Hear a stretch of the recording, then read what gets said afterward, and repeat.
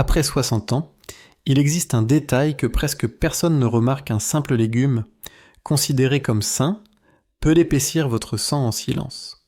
Ce qui commence comme une légère fatigue après les repas, ou un engourdissement au bout des doigts, peut finir par un caillot qui remonte vers le cerveau. Chaque année, des milliers d'hommes actifs, encore en bonne forme, sont surpris par un AVC, alors qu'ils pensaient simplement bien manger. Je suis le docteur Marc Lefebvre, cardiologue depuis plus de 25 ans. J'ai vu des patients perdre soudainement la clarté d'esprit, non pas à cause de l'âge, mais d'un déséquilibre dans leur assiette. Le cœur le cerveau ne pardonne pas les erreurs répétées, trop de sel, trop d'oxalate, trop de toxines végétales. Pourtant, la solution n'est pas d'arrêter les légumes, c'est de savoir lesquels éviter et comment adapter sa consommation. Car la vérité est simple, votre circulation peut redevenir fluide et stable. Sans médicaments, il suffit souvent de retirer 3 légumes très communs, souvent présents sur la table du soir, et de les remplacer par une seule alternative naturelle. Une petite correction, et le sang retrouve son rythme, la tête sa légèreté, les jambes leur souplesse.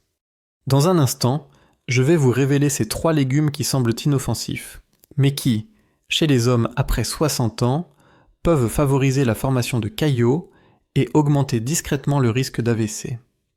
Restez bien jusqu'à la fin, car la 3e erreur est celle que je retrouve presque chaque semaine dans mes consultations.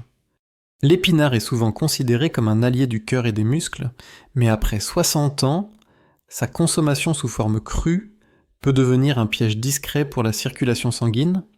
Ce légume vert, riche en fer et en antioxydants, contient aussi une grande quantité d'oxalates, des composés naturels qui se lient au calcium et au fer pour former de minuscules cristaux insolubles. Chez un adulte jeune, le rein les élimine sans difficulté. Mais avec l'âge, surtout après 60 ans, la filtration rénale ralentit, et ces cristaux peuvent s'accumuler dans les reins et dans les parois vasculaires. Ce phénomène, presque invisible, rend le sang plus épais, diminue sa fluidité et augmente la charge de travail du cœur. Biologiquement, les oxalates ont un effet procoagulant indirect. Ils réduisent la biodisponibilité du calcium libre, ce qui perturbe la contraction musculaire des artères et favorise une micro-inflammation dans les capillaires. Résultat, le flux sanguin devient moins régulier, surtout dans les extrémités, jambes, pieds, mains, là où la circulation est déjà ralentie par l'âge. Beaucoup d'hommes décrivent alors des sensations de jambes lourdes, des picotements ou une baisse de concentration après les repas. Ces signaux précèdent souvent des épisodes de tension instable ou des caillots dits silencieux, détectés trop tard. Mais la bonne nouvelle, c'est qu'il n'est pas nécessaire d'éliminer complètement les épinards. Il suffit de modifier leur préparation. Lorsqu'ils sont cuits à la vapeur ou légèrement sautés à la poêle, les oxalates se dégradent partiellement et deviennent bien plus faciles à éliminer. La chaleur permet également de libérer le fer non héminique, rendant le légume plus digeste et plus bénéfique pour l'énergie cellulaire. Le corps profite alors des vitamines A et du magnésium, sans risquer l'épaississement du sang. Je recommande aux hommes de plus de 60 ans de limiter la portion d'épinards crus à l'équivalent d'une poignée par jour, environ 40 à 50 grammes, uniquement en salade du midi. Évitez de les combiner avec d'autres sources riches en oxalates comme la betterave, les amandes ou le cacao. Le soir, préférez une version cuite à la vapeur douce, assaisonnée d'une cuillère à café d'huile d'olive vierge extra. Ce simple geste suffit à neutraliser une partie des cristaux et à soutenir la souplesse des artères. Boire un grand verre d'eau après le repas aide aussi les reins à éliminer les résidus d'oxalates. Dans mon cabinet, j'ai suivi Robert, 68 ans, ancien professeur à la retraite. Il se plaignait de douleurs de jambes au réveil et de fourmillements récurrents. Son alimentation semblait exemplaire, smoothies verts, salade d'épinards crus presque chaque jour.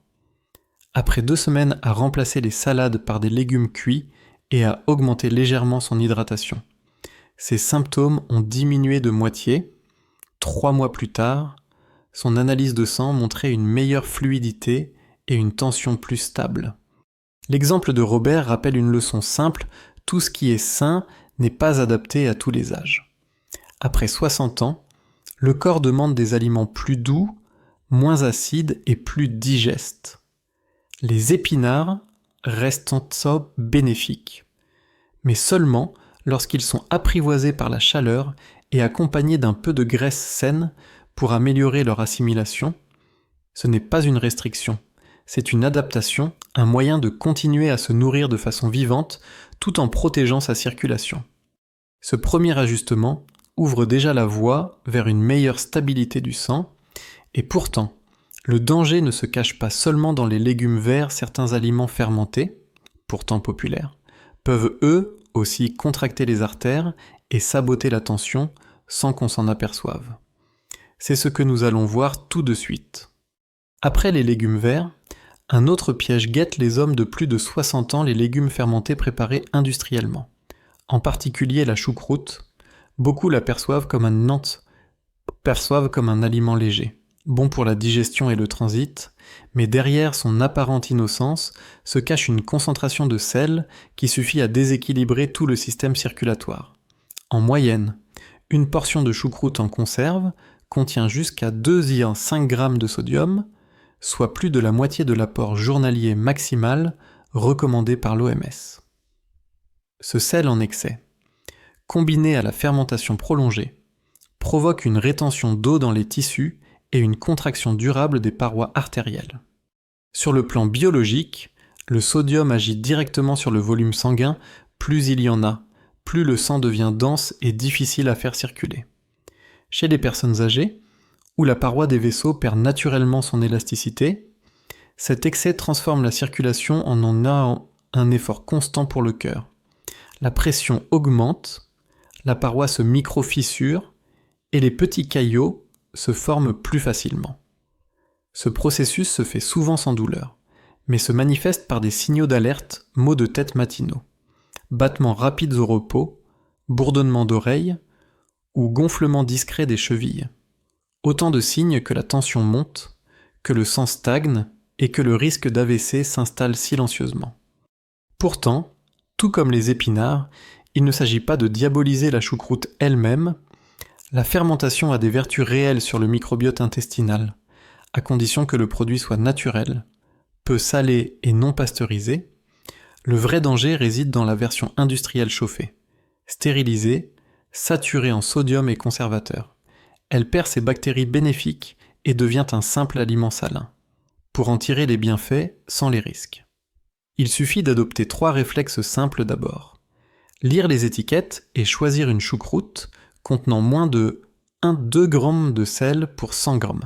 Ensuite, la rincer rapidement sous l'eau tiède avant de la cuire. Enfin, l'associer à des aliments riches en potassium comme les pommes de terre vapeur ou la courgette pour équilibrer les effets du sodium sur la tension. André, 62 ans, en est un bon exemple. Ancien marin, il consommait de la choucroute presque chaque soir. Convaincu qu'elle aidait son transit, son cardiogramme montrait une tension oscillante et un essoufflement fréquent après les repas. En remplaçant simplement la choucroute industrielle par une version maison pauvre en sel, il a retrouvé en 3 semaines une pression stable et une énergie matinale plus constante. Son médecin n'a changé ni son traitement, ni son activité physique, seulement ce petit geste à table. Ce témoignage illustre une vérité fondamentale, ce n'est pas toujours la graisse ou le sucre qui abîment les artères, mais le sel caché, accumulé jour après jour dans des aliments que l'on croit inoffensifs. Après 60 ans, chaque gramme de sodium en trop devient une pression supplémentaire sur le cœur. Un obstacle à la détente des vaisseaux. Réduire cette charge, c'est alléger tout le système circulatoire et redonner au sang sa fluidité naturelle. Et pourtant, il existe un autre légume souvent associé à la santé méditerranéenne, qui cache lui aussi un danger méconnu. Lorsqu'il est trop mûr ou mal conservé, il libère une substance inflammatoire qui fragilise les vaisseaux et accélère la formation de microcaillots. Découvrons ensemble pourquoi la tomate, lorsqu'elle perd sa fraîcheur, peut cesser d'être une alliée du cœur. Après le sel caché des légumes fermentés, un autre ennemi se glisse souvent dans nos repas du soir, la tomate trop mûre. Elle semble inoffensive, légère et même bénéfique pour le cœur grâce à son lycopène. Pourtant, consommée à un stade avancé de maturité, elle devient une source importante de solanine, une toxine naturelle produite par la plante pour se défendre contre les bactéries. Chez l'adulte jeune, elle passe souvent inaperçue, mais chez les hommes après 60 ans, elle peut déclencher une micro-inflammation persistante dans les parois vasculaires. Cette réaction affaiblit l'endothélium, la fine couche interne qui régule la fluidité du sang et empêche la formation de caillots. Biologiquement, la solanine agit comme un irritant cellulaire. Elle augmente la perméabilité des membranes et favorise l'oxydation du cholestérol dans le plasma. Cela crée un terrain inflammatoire chronique qui, au fil du temps, fragilise les vaisseaux cérébraux. C'est un processus lent, sans douleur. Mais ces effets se manifestent par des signes subtils, des maux de tête récurrents, une vision parfois floue en fin de journée, une sensation de lourdeur après les repas riches en tomates ou en sauces industrielles. Ces symptômes ne sont pas anodins, ils traduisent une microcirculation perturbée, souvent le prélude à des épisodes de tension instable ou de vertiges matinaux. Heureusement, là encore, la solution ne passe pas par la privation, mais par la sélection et la préparation, pour profiter des bienfaits de la tomate sans risquer ses effets inflammatoires. Il suffit de respecter 3 règles simples d'abord: choisir une tomate ferme, rouge vif, mais non molle signe d'une teneur en solanine plus faible. Ensuite, éviter les sauces industrielles ou réchauffer plusieurs fois, car la solanine y est concentrée. Enfin, consommer la tomate de préférence le midi, jamais le soir, afin de laisser au corps le temps de métaboliser ses acides avant le repos nocturne. Un filet d'huile d'olive vierge extra et une pincée de poivre noir favorisent la libération du lycopène, puissant antioxydant, et transforme ce fruit légumineuse en véritable allié cardiovasculaire. Gérard en a fait l'expérience. Ce retraité de Lyon souffrait de migraines quasi quotidiennes et d'une tension capricieuse. Il consommait beaucoup de tomates confites et de sauces préparées à base de concentrés industriels. Après avoir remplacé ces produits par des tomates fraîches, légèrement cuites, assaisonnées d'huile d'olive, il a vu ses maux de tête disparaître en quelques semaines. Son cardiologue a confirmé une meilleure stabilité de sa tension et un retour de vitalité qu'il croyait perdu. Cette observation illustre une vérité simple mais souvent ignorée: les aliments ne sont ni bons ni mauvais en soi. Tout dépend de leur forme et de leur moment de consommation. Une tomate trop mûre, consommée le soir, peut fatiguer vos artères. Une tomate ferme, associée à de bonnes graisses, peut au contraire les protéger. La différence entre poison et remède réside dans la préparation, la température et le moment. Ces 3 ajustements: cuire les épinards, rincer la choucroute, choisir la tomate fraîche et diurne, semblent mineurs. Mais ils modifient profondément la qualité de votre sang et la santé de vos vaisseaux. Ils transforment chaque repas en soin naturel, chaque assiette en prévention silencieuse. Et dans un instant, nous allons voir comment ces gestes simples, répétés jour après jour, peuvent réellement rétablir la fluidité du sang et rendre à votre cœur sa légèreté d'autrefois. Votre corps ne vous trahit pas. Il vous parle, doucement, à travers des signaux que vous avez peut-être appris à ignorer, des jambes lourdes après le repas, un cœur qui bat un peu plus fort, une tête qui se brouille sans raison. Ce ne sont pas les marques du vieillissement, mais les signes d'un sang qui cherche à retrouver sa fluidité. En retirant 3 simples habitudes de votre assiette, les épinards crus, la choucroute trop salée, la tomate trop mûre, vous ne renoncez à rien. Vous redonnez à vos artères leur souplesse, à votre cœur sa sérénité, et à votre esprit sa clarté. Ces gestes ne demandent pas de force, mais de constance. Chaque repas devient alors une manière d'apaiser votre corps, de l'écouter et de le respecter. Vous ne combattez pas le temps, vous apprenez à avancer avec lui, en douceur, avec lucidité. Beaucoup d'hommes, après 60 ans, pensent que la santé leur échappe. Mais c'est souvent l'inverse, c'est en simplifiant les choix, en cuisant un légume, en rinçant un plat, en observant une tomate avant de la couper, qu'ils reprennent le contrôle. Ce ne sont pas des détails, ce sont des signes de conscience, la preuve que votre vie, votre sang et votre vitalité vous appartiennent encore. Vous n'avez pas besoin de revenir 20 ans en arrière. Il suffit de choisir, aujourd'hui, de faire un pas vers la légèreté.